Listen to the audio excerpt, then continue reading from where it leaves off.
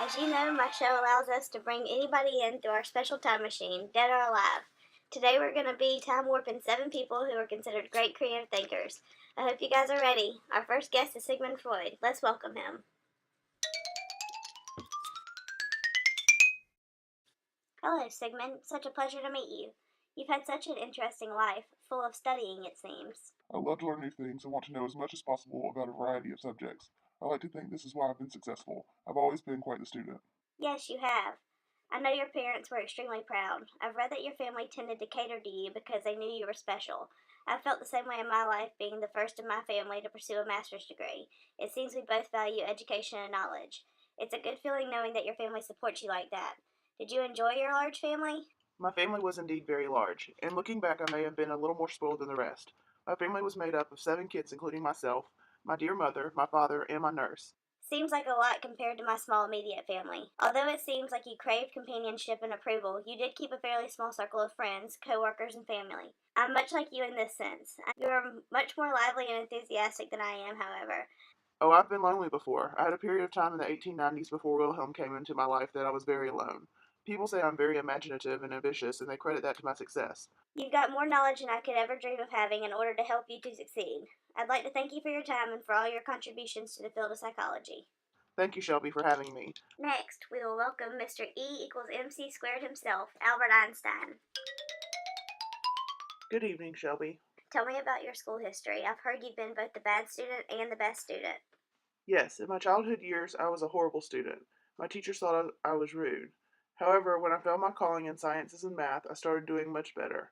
Seems like you made quite the change. Perhaps you weren't a great student because you were highly intelligent and bored. I used to get in trouble as a child myself for talking because the subjects would bore me. So you met Maliva Marie in college and stayed married for 15 years. You married again later in life. Then you denied the paternity of your firstborn daughter and didn't have a solid relationships with your sons. I never was involved much with friends or family. I had some colleagues I was close with over the years, Marcel Grossman, Michelangelo Bello, and the members of the Olympiad. But if we are being honest, I established these relationships to benefit from their ideas and to help pursue my own work. I am quite the opposite. I'm very close to my family. Although not very sociable, my family is my world. There's nothing wrong with being focused. I applaud your work ethic. My self-teaching, being curious, and my love of challenging thoughts and theories is what truly contributed to my overall success. Without questioning, challenging, and learning, the theory of relativity may have never existed. Very true. I've been working hard lately in my own life to feel more comfortable challenging the thoughts of others. I've lost that childlike mentality that you still possess as an adult. You've inspired me to follow through on my ideas and challenges. Perhaps something great could happen. Thank you, Mr. Einstein. Who's next? An artist we all know of, Mr. Pablo Picasso. Pablo, thank you for taking time away from your art to come speak with us. Hello, thank you for having me.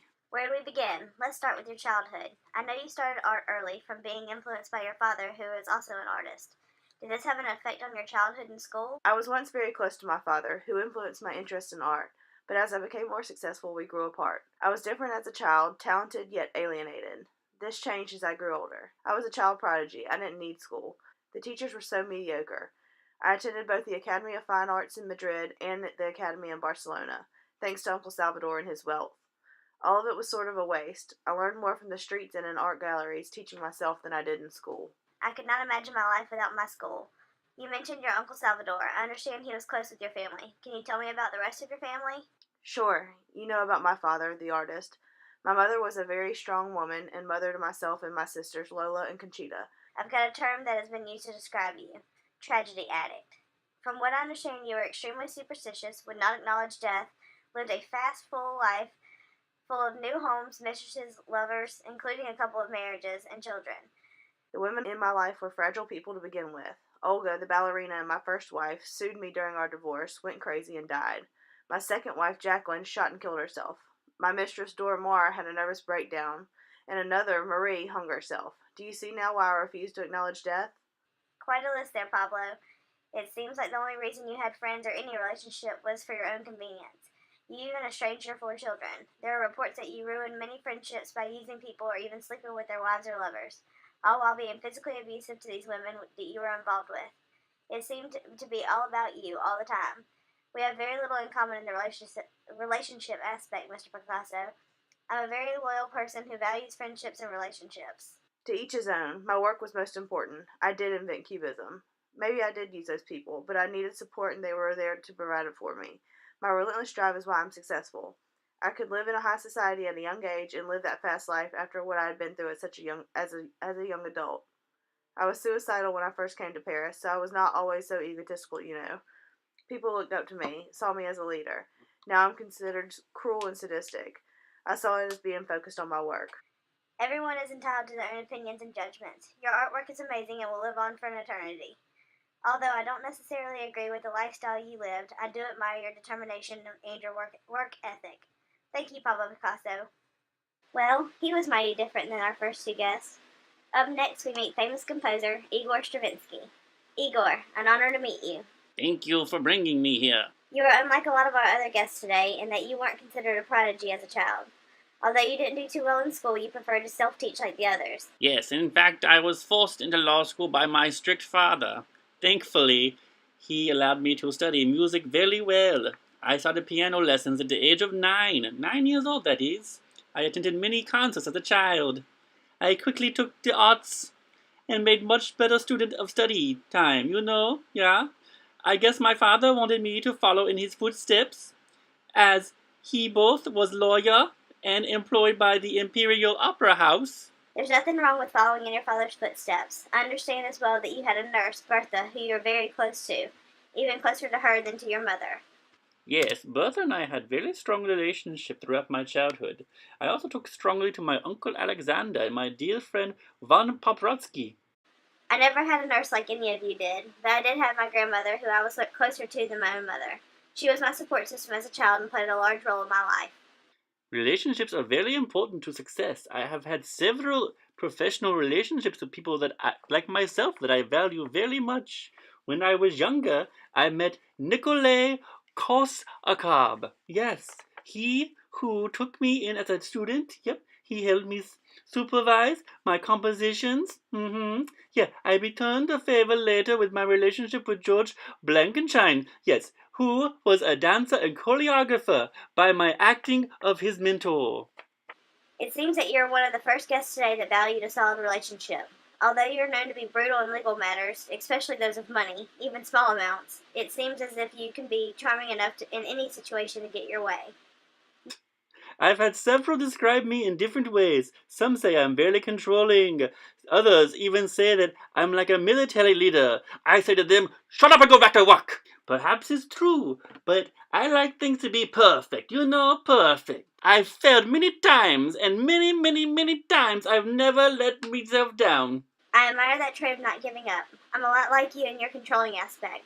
All of my friends and coworkers call me a control freak, and you're right, it is a simple strive to perfection. I hate to fail, but I will not let it defeat me or my purpose. I'm glad you could reassure me that I'm doing the right thing. Keep learning, keep creating, Shelby. Oh, I must go now. My music is to be composed. And now, another guest specializing in the arts, our first American, T.S. Eliot. Mr. Eliot, reading about you, I found that our younger years are very comparable. We were both shy, excellent students, insecure, and lacked self-confidence. We were both held to high academic standards because of the intelligence shown as a child. I'm glad to know I was not the only one who was pushed that hard as a child. My father was a successful businessman, as well as my grandfather. I must have taken after my mother, because she was a poet, and I like to write too. Speaking of your family, it's known that you were a little on the awkward side with women because of the number of women you were around. Growing up, I was surrounded by females, like my mother, my sisters, and my nurse, Annie. Although I had the personality of a Harvard man from studying there, I never felt the true love of my life until I married Vivian. What a train wreck that marriage was. It lasted far too long and ended with both of you being loopy. Yes, Vivian and Ezra were my critics early on. They played a major role in my works. Perhaps it was because I never opened up to many people. I'm a hard person to get to know, as I prefer to be alone, obsessing over my work. Maybe she did help you then. I'm also hard to get to know. I'm introverted like you. You did begin to gain some boldness and authority once you became famous, correct? Yes, I did. Thankfully, Ezra helped me become successful. He was my agent, my critic, my supporter, and most of all, my friend. I really benefited from having these strong ties with most of my intimate friends. I agree with you. I believe that having solid friendships can help you in your success. I have a few close friends that I rely on for feedback in many areas of life. No, thank you, Shelby. Back to work. Goodbye. What a nice man. Moving on, we will meet the only woman on today's show, dancing icon Martha Graham. Good evening, everyone. Welcome, Martha. Your story fascinates me. You have had such a long, successful career, yet you started in the world of dance so late. This is true. I lived a fairly normal childhood. We went to church, lived a Puritan life. My father would play music to my sisters and I, but I never studied dance as a child. I did well in high school, and once I got to Cumnock, I started studying the arts and pursuing my interest. My old-fashioned parents disagreed. It's amazing that you were determined enough to stand up for your passion. I fell into a business role just like both of my parents.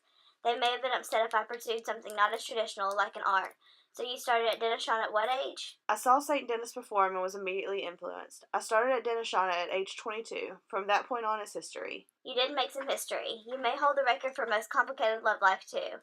First, you fall in love with a married man, Lewis Horst, while at school. This turns into a 20-year affair full of arguments and abuse. Yes, Lewis was not only my lover, but my mentor as well. He was a composer, so he understood the arts and acted as my sounding board. So you and Lewis divorced, and you married Eric Hawkins. While married to him, you began a love triangle with another dancer choreographer, Cunningham. After these breakups, you became depressed because you no longer had a companionship. Yes, I was alone and very depressed. None of this stopped my dancing career. Since the day I fell in love with dance, determination was my key. I am a person who needs everything to be perfect. Some call it obsessed. I call it mastering my domain. While I have no comparison to a love life like yours, I can completely relate to people calling you a perfectionist. I tend to get a little demanding and controlling when it comes to my work as well. Some of your old students commented that you were demanding yet loyal. I was the leader. I had promoted myself to get into the position I was in. Sure, people said I was narcissistic and egotistical, and they always had something to say about my temper and dominating personality, but I had to be that way. Kudos to you for being such a strong woman. I am nothing like that in my own life. I'm very insecure about most things. You inspired many, regardless of your demeanor. You are a risk taker. If people were mean, you didn't care. You tried again. I wish I had those capabilities. Persistence is key. We can do anything if you're willing to put the hours into mastering it.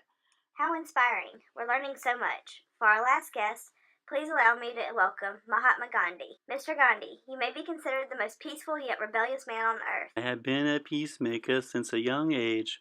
My family would allow me to handle issues that came up in our household. I often was alone as a child, but became very morally inclined, much like the rest of the family, who was well known for their ethics. Most children, including me, are not capable of playing peacemaker at such a young age. My biggest arguments were over toys with my sister. You also got married at a young age, correct? Yes, at 13 I was married due to an arrangement by my family. I didn't agree with this, but we stayed married for a long time and had some children. 13. I'm nearly 30 and still not married. I could not imagine. It seems like you had several rough family relationships. You did not continue any family relationship long term and even disowned some of your children. In terms of relationship, my relationship with God and my followers was most important. I did have a few social relationships that acted as a support system. That helped me further my following. Self-taught and self-sufficient.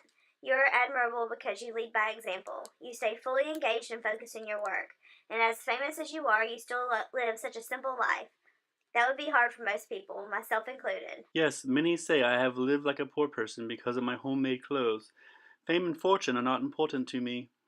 I abide by my principles. Stopping violence and seizing opportunities are most important. This is why so many people see you as being so powerful.